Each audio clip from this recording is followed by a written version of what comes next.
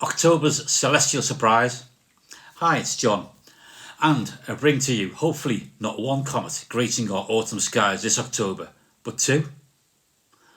It's like buy one get one free in the celestial supermarket section of Icy Wanderers. But before we get too excited, let's get some facts out of the gate first. We're talking about Comet C 2025 R2 Swan and Comet C 2025 A6 Lemmon. Both will be passing through our skies at their closest point at about the same time. That's the 20th to the 21st of October. And on the 21st of October, the moon will be in its new phase. And on top of that, it's also the unaided meteor shower, no less, peaking on this very same night. So yes, we'll have two night sky events, both based on comets. Though the Orionid's meteor shower is, of course, caused by the famous Halley's Comet. But let's back the train up and first talk about Comet Swan. It'll climb slowly each night from very low in the southwest sky after sunset, from around the 12th of October. Each night it gets a bit higher as it crosses the band of the Milky Way between the constellations Scutum and Sagittarius. Then, on the 21st of October, it makes its closest brush with Earth. Here it'll be just over 20 degrees south of the star Altair in the constellation of Aquila. Altair is of course one of the famous summer triangle stars. So again, to remind you on how to catch Comet Swan from here in the UK. You want to be looking at low to the southwest around the 12th of October onwards. It won't be blazing bright like Hale-Bopp though. Forecasts suggest Comet Swan will be something around magnitude 6 or magnitude 7. That means binoculars or a small telescope will be your best friend here. Although the planetarium software Sky Safari Pro that I use myself is saying Swan will be at just over magnitude 9 at its closest approach. The thing is, no one really knows for sure with comets. Like cats, comets also have tails, and like cats, their behaviour is unpredictable. They do what they want, really. But their unpredictability also makes them exciting. So with Comet C 2025 Swan, if we're lucky under a dark sky, there's a small chance you can see it with your unaided eyes. Yeah, you wait all year for the comet to appear. Then, wow, all of a sudden two come along at once.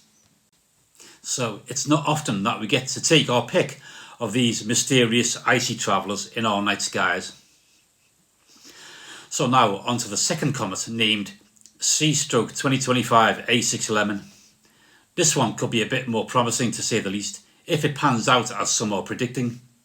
Some are even saying it could reach magnitude +3, which is amazing. This would definitely make it a naked eye comet.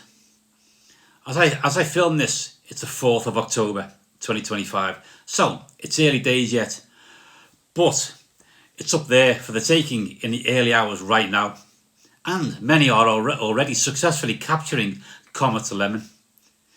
Here's an impressive image taken by Bobby Astalos, taken using his C-Star S50 smart telescope on the 29th of September.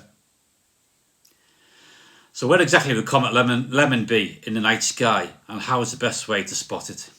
Well, as of now, in early October, Comet Lemmon is an object best seen in the early morning hours, but it's gradually climbing higher into the northwest. By the 10th of October, Comet Lemmon is still mostly a morning object. If you're up before dawn, look towards the northeast or the northern sky. It'll be passing through the region of Ursa Major. A pair of binoculars will, of course, help as the comet is faint, but it's climbing higher as each day passes. By the 15th of October, Comet Lemmon is starting to drift into the evening sky for us in the UK. This is the big transition point.